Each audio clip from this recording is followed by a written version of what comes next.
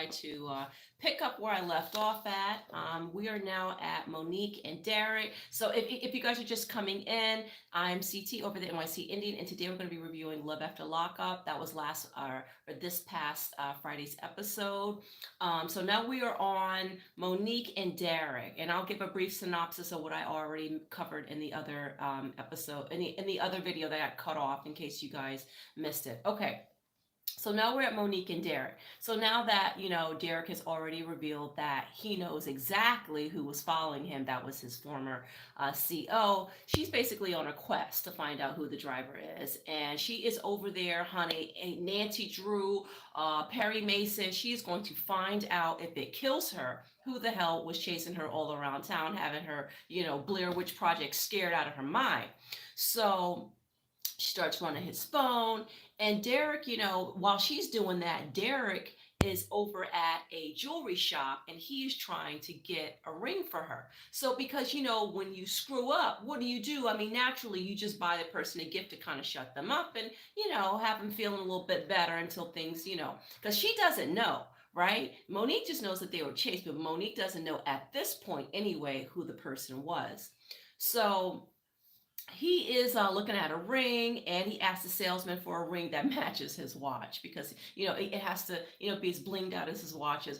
I was like, Derek, you can't even make this up sometimes, right? And he's all looking for the thing for the ring and stuff like that. And he's really trying to show off that watch. And if you guys notice, when he was shopping for the ring, he had his watch on his right hand.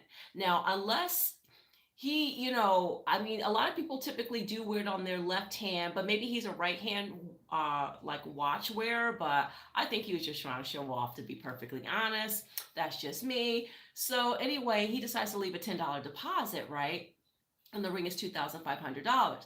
And, she's grilling him, where you at? You didn't pick up, what's going on? And he's thinking, because she's calling him so many times, he's thinking that, oh my God, my sisters must be after her again, right? Because, I mean, there's just a lot of drama with these two, with the families and stuff. So then Derek's brother, who was incarcerated, and I'm wondering if this is the same brother that introduced him to the CO who chased them on the car chase, and he starts telling him about his plans to get married and everything, and his brother is not happy, right? He's like, I don't even know her name, da da da da, and the brother is like, because the brother basically is recognizing what we're recognizing, right? And the thing is that his brother also, if this is the same brother that was incarcerated recently, unless he had two incarcerated brothers, I'm going to assume that this brother that he was talking to at the jewelry store was the same one that he was in prison with. I am going to assume that, and if that's the case, he already knows what's going on with this corrections officer, so he knows that this thing is like a scam, or he's scamming Monique, and as much as like, I don't like Monique's, the control, with the control with the phones and stuff like that. I mean, yes, he's a dishonest person, but the answer to that is not, putting tracking device or whatever, you know what I mean? Like tracking someone's whereabouts and stuff like that. The answer is to maybe learn the lesson. Okay, maybe prison is not Match.com, and maybe that's not where I should be looking for my potential person. I can find someone on the outside free with a job who will love me and everything about me. That would be like that would be the rational thinking, but this is Love After Lockup. We are not here for rational, okay? So anyway, we get over to Nathan and Skylar. So Nathan and Skylar, they make up from their fight or whatever. And what I see from Nathan, I mean, Skylar goes to her mom's house, and Skylar starts telling her mom and her brother, like about, this situation at the restaurant and answering the phone and stuff like that. Now, was answering the phone rude? It was rude, but it shouldn't have elicited the response that Nathan had given. But, Nathan's got to be careful with that temper. And we all know Nathan looks like he's ready to pop any second, right? Nathan's got that look in his eyes, right? And So the mom's like, the mom's just like, why don't you just come back home? Like, I have all of this here for you. You got a nice home, nice family. It's just ridiculous. And they're trying to talk her out of it without talking her out of it, because the mom doesn't know exactly when Nathan is going to snap. And of course, they both are, they're addicts or former addicts, whatever you want to call it. And there's always that risk, of recidivism, as well as, breaking your sobriety and going back onto drugs because you feel so stressed out. When they sat down and talked on that bench a little bit later on, Nathan and Skylar together, what I got from Nathan, I don't think Nathan is a bad guy. I just think that these two are not in a place where they should be together at this time. I think that Nathan really just, he needs some coping skills, and I think with some therapy and some time kind of just working on himself, though I don't know if necessarily it should be a union between those two, but or if so, maybe way down the line. They have a lot of work to do on themselves. It's too fresh. She's just out of prison, and now she's got to deal with, managing when she can answer what phone calls and stuff like that. These people should be focusing on, getting back into society, trying to get a job, blah, blah, blah, blah. I mean, listen, say what you want about Derek, but at least Derek is on a mission, honey. Derek's like, I'm getting that bank account. And I'm getting my clothes, and I'm getting somebody to finance all of this, but listen, we don't know how long that's going to last, because with these car chases and stuff, he may wind up right back in prison. So he better be careful with that, especially messing around with these COs who are thinking that they're, because one thing that the CO lady has said on the phone, like, about her, about him misleading her. So, she probably thought she was the only one. How could you, as a CO, okay, let's talk about this for a second. Let's just talk. So if you are a CO, you see it all. You may be the people who are actually intercepting letters yourself. You know how much mail these people are getting. You get to actually see the visitation from the loved ones and people, that are coming in. So you know that there is it's like a mill. It's like a dating mill, like a scam mill, what they do in prison, right? To, usually lonely women and stuff like that. What would make her think that he misled me? I'm sure he did. That's what people do. I mean, it doesn't make any sense to me. I don't understand that. So anyway, let's go on over to let's go to Eris. Okay. So Eris, she gets all ready for her wedding, and she's got on her little tight little white number with like the ostrich feathers going across, right? And she's like, "This is not a traditional dress." She's showing her friend, and her friend's like, "Oh my God, that looks so pretty. I like that. Oh my God!" And I was like, "Oh my God, what is this? Is like." Let me tell you, y'all, this is some hood love, okay? 24 hours to get a wedding together. All right. And you see Derek, honey, you can't tell him nothing. He's got on that little suit. He's got on his little Motown glasses, and I mean, he's casket ready. You couldn't tell him anything, right? And I was just like, oh my God, like, is there no one like there to be like, Derek, you might want to choose something else? I mean, I know it's last minute, and maybe that burgundy suit was on sale, but you might just want to do the black. But this is Eris, right? Eris is very or sorry, Cameron, you can't tell Cameron. He's a rapper. And what was really funny, did you all catch when he's in the mirror and he's going, "Do I look like a drug dealer?" Oh my God. Sometimes the faces and stuff he makes are really funny at moments. I'm not saying I like him. I'm just saying at moments he can be very endearing, and he's funny as hell, if nothing else. All right, so Ashley and Travis, oh my God. So, all right.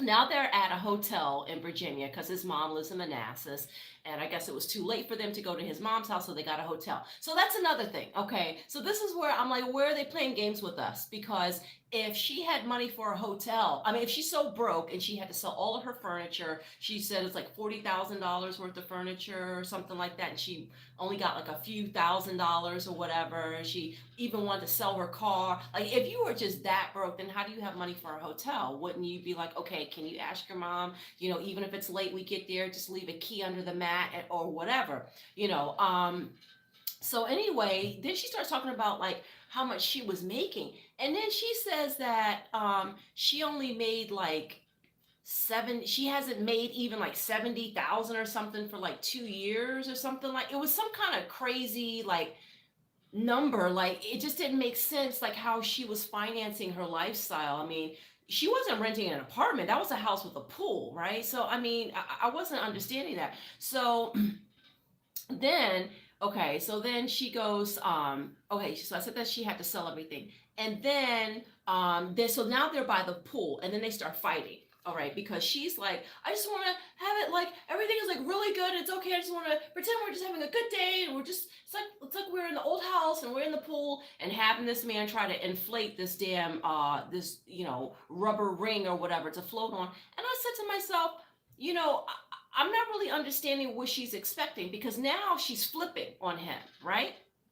Now, yes, she's right. She goes, you need to go out and get a job, dude. And I'm like, listen, you have sold him something. This is no different than the guys when, the guys sell the women a dream or whatever. This is the same thing. You told him that you have this house, you have X amount of money, you are going to give him a trade. Okay, he's really banking on your relationship is going to cover all of his needs. And you guys, and this is not a 6-month relationship. These two have been together for like 3 years or something like that. So if you are trying to sell this dream, what do you expect him to do? And he says, well, I thought I was going to be able to come out and relax for a couple of minutes. Now, that's not a good attitude for him to have. But if that's what she sold, then what else is he? I mean, what does she expect him to do? And he's a felon. I mean, I'm not saying he can't get any, there's no job or anything like that. But, if you knew that this was happening, you should have been like, hey, listen, my money's not looking good anymore. And when you come out, it may be a little bit tough. We're going to have to cut down on this and cut down on that. I mean, she just seems so out of it. It's like all the drinking and I don't know what, I mean, because it's always kind of like and I remember people like that too. Like when I was in my 20s, they would always be trashing. They were like, on pills and they're drinking. Like, what's going on? I have no idea, but I know she's definitely hitting that bottle too hard. And maybe, does that have something to do with the finances? I don't know. So, all right, let's get to Gabby and Chris. Now, as you guys know, or if you don't know, if it's your first time tuning in, Gabby and Chris, I don't go too much into that because of the whole allegations. Now, finally, this episode, it was addressed, right? So they start off, she goes to her mom's house and her mom was straight up rude to them, and I don't blame her. I'm sorry, she was not rude. Let me see. Yeah, okay, so Toby says yes, she sure. Oh, and she knew that the business was going on there. Yeah, I mean, exactly. The boat trip, come on now, how are you gonna sit here and like charter a boat? Like, does that not cost money? I mean, it does not make any sense. I got more into it in the other video where I was talking about like how she was making that money, and oh my god, I lost my train of thought. Anyway, but you can check it on the other video when I post a little bit later. I got more into detail about Ashley's finances and stuff like that. But buying him all these metal detectors and all that stuff, that was ridiculous. That was crazy. But yeah, let me go back to Chris and Gabby. So, the mother was very rude, and I mean, I can't blame her. Come on, can you imagine your daughter brings home somebody like Chris? Oh my, listen. Oh, that is my worst nightmare as a parent. I couldn't even imagine. And, he's sitting there like, I thought I was going to get something to eat. She was like, you got a mango, get out. Oh, snap.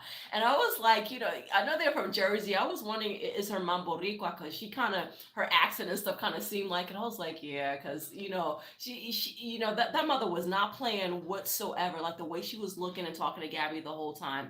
But anyway, so yeah, the unfortunate part about it that we all know about now, it's been out in the blogs and stuff about, what Chris allegedly did to her. There are pictures, there are videos, and I listen, we know Gabby's very mouthy, okay? Let's just say that.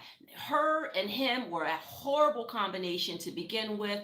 Something was bound to happen probably, and I feel, as much as I don't like Gabby, I just feel or I don't like her actions, I'll say that, right? She still acts very like immature for her age and stuff like that. Nobody deserves that, and I just, I don't know about all the details of the story that she said, but it's terrible. And this right here should be the warning for anybody, because sometimes I see people online going, I have a boyfriend in prison and I'm thinking about going on Love After Lockup. I've seen this. I've seen people post this. What do you guys think? Should I go on Love After Lockup? And I think to myself, I mean, is this? I don't understand why this is such a thing in our American culture where we are trying to pluck people from prison, people who need to be working on themselves and X, Y, Z, et cetera, et cetera.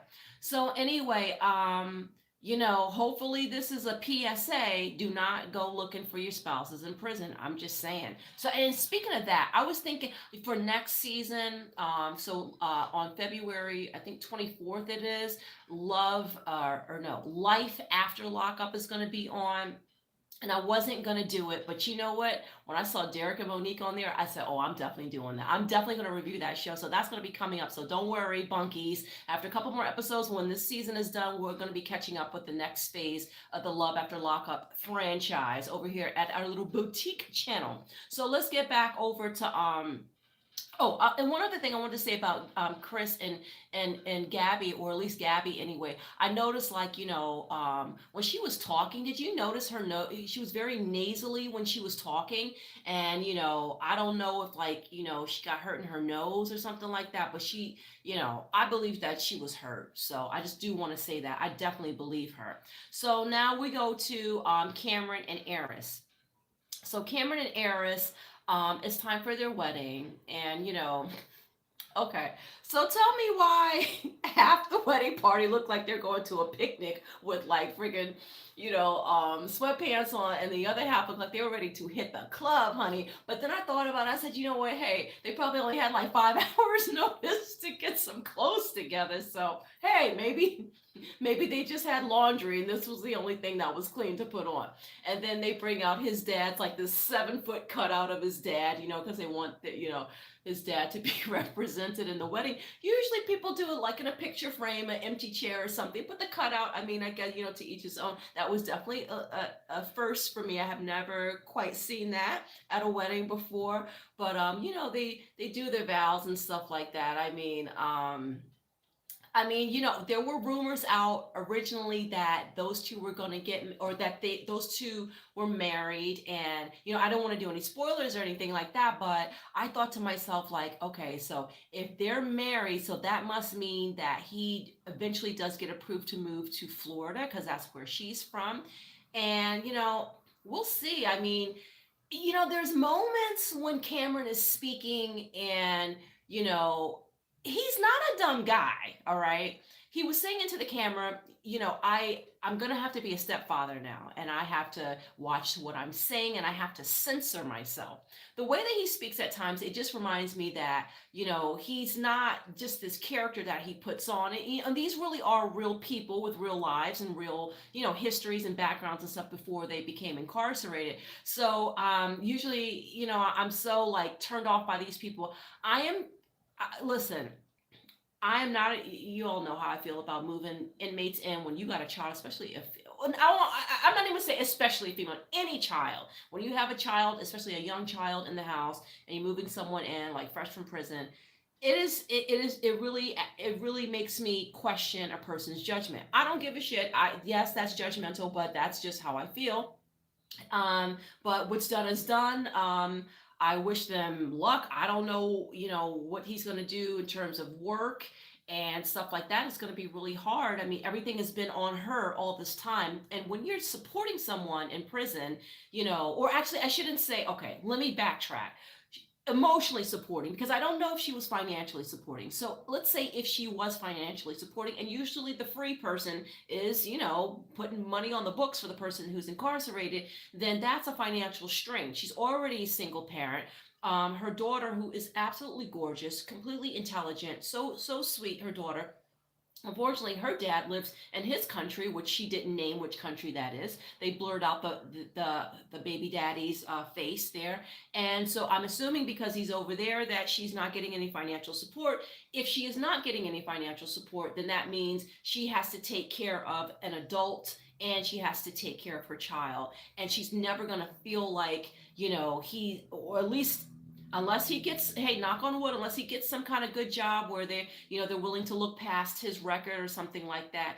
She's probably always going to be in that position of having to be the caretaker and the provider. And how long is that gonna, how long is that going to last? But she doesn't seem like she's the type that's going to, listen, some of these people on this show, they just don't seem too bright. Some of them seem very like nice people, but not so bright. All right. And unfortunately, I'm just going to have to say that. So let's go back a little bit, because I think some of you guys who are joining in a little bit later missed the earlier episode where I was talking in the beginning of the episode where I was talking about like Travis and Ashley and how she was talking about her landlord and her getting evicted because she didn't. Oh my God, because she moved in Travis. So if she moved Travis in and maybe her landlord had some sort of like, there was something in the lease where you can't move in other people that are not going to be on the lease as well. They have to do a background check, blah, blah, blah. I don't know what the terms of her lease agreement are or were, but, to be kicked out in 14 days, honey, somebody must have not been paying some rent somewhere, because to be kicked out in 14 days and then to keep your deposit, your security and your deposit, your security, what is it? First month's rent and then security deposit, right? So to keep all of that and to be kicked out so suddenly, something else was going on. She didn't say she wasn't paying her rent, but what else are we supposed to think? It just doesn't make any sense. So she's having like her meltdown and stuff like that, and she's always like a little bit kind of fucked up, like and stuff like that. I'm like, what's going on with you, girl? Like, snap it, get it together. Maybe this was a fantasy for her. She thought like, I met this really nice guy and stuff like that, and maybe she's just been coddled, or I'm not sure, because when she was at the pool, she was like, you're gonna say no to this, like she's pointing to her chest, like, what do your two breasts have to do with getting some money in the bank and getting a roof over your head, because you do not have one right now, other than this temporary hotel situation that's not going to be able to last very long. I just, man, he's thinking he's got a whole, he's got a nice little situation coming out of prison. It's just kind of like, I don't know, that their situation like really got me this particular episode. I think they're the couple that I'm probably highlighting the most, even though Derek, we got the whole revelation about Derek's, secret stalker. But Travis and Ashley, that's like a case study, because she seems a little spoiled and stuff like that, which I'm sure she is. Maybe her family spoiled her or something, I don't know. But she seemed like a person who was able to manage her lifestyle and go out and have dinners and stuff like that. She's talking about all this money that she's, when she goes to the people that she buys the jewelry from, she's telling them, telling the camera, I spent all X amount of money, on buying jewelry from these people. What happened? Like, this is what I'm not understanding. She's always talking about her safe where she keeps her jewelry locked up and everything. And did you see the dog? Oh my God, the dog's face when she said she was broke. His little eye, his eyebrows went up. That was so hilarious. I was like, Ashley, girl, what are you gonna do? So what do you guys think? Put it in the chat. What do you guys think? Do you think he's gonna leave? Because let me tell you something. If you're gonna sell me a dream and you're gonna tell me that you're gonna give me food, shelter, and a job, and I come out thinking I got all of this, and now I come to find out I gotta go to my mom's house where I probably should have went in the first place. Yes, you shouldn't be smooching or mooching off of people like that. But if you're telling somebody you're gonna help them get on their feet, and people do need support when they're coming out of prison, and you're pretending to be that was complete false pretenses. I was like, you know what? See that. I wish I believed in karma, because I would say, something will come back to you for doing that. I felt like it was wrong. And Travis, he doesn't seem like a half bad guy. It doesn't seem like he was out partying. We've seen people come out of prison and completely cut up, but he was like always spending time with her and stuff like that. He wasn't hanging out with his buddies and stuff. So I just felt like that was really, really messed up of him. But anyway, we'll see later on. Justine and Michael and his whole, being like all overwhelmed with all those kids. He's like daddy daycare. He's trying to get his work done. He hasn't put in, there's been no conditioner, no water, no nothing like that. Oh, let me check my chat. I got my team here, aka my husband. He told me to check my chat. Let's see. Was it for the sound? Because it was a delayed. It's okay. Everybody, you're not on camera, honey, but everybody knows you're here. Let me see the messages. Let's see. Oh yeah, I saw this one here. This was from Toby Mary. Yeah, I saw those. Yeah. But anyway, so I don't know. I just think like with Michael, like I really need to hear some more details about how he's supposed to be financing all of this, her staying home to take care of seven, what might be eight children. I mean, with the baby on the way, possibly, allegedly, we don't know. They're stretching this out, right? But we'll see on next season. I mean, what kind of job? I mean, what kind of job can like people get? Like if half of them are like rappers, right? And you're lucky if you can get a job, making poems for like Hallmark cards or something like that. But we know that's not very much a reality. What kind of jobs are these folks gonna get? So I saw that they're gonna be doing is it Brittany and Marcelina? Are they going to be coming back for another season? Please. Oh, Jesus, Mary, and Joseph. I cannot take another season of Brittany and Marcelina. It's nice to see what it's like after they get out. Like this, so for next season or for Life After Lockup, we're going to have Sean and what's his wife's name with the red hair, the very petite woman. We all know Sean, the like father of our nation with all these kids, right? Um, so what's going to happen, with them? I mean, how much more of a storyline can we stretch out? They're making it seem like she's going to be dating somebody else because she's tired of Sean's BS and stuff like that. But I mean, I feel like you could do Life After Lockup maybe like 2 seasons. And after that, I mean, we kind of get the point. All right, you're out, whatever. I just want to see what kind of jobs they get. That's what I want to know. Who's bringing in the money? How's the money coming in? Because it is very hard out there when you have a record, and no one's marrying people with trust funds, right? I mean, those people are not typically looking for someone to take care of them like that.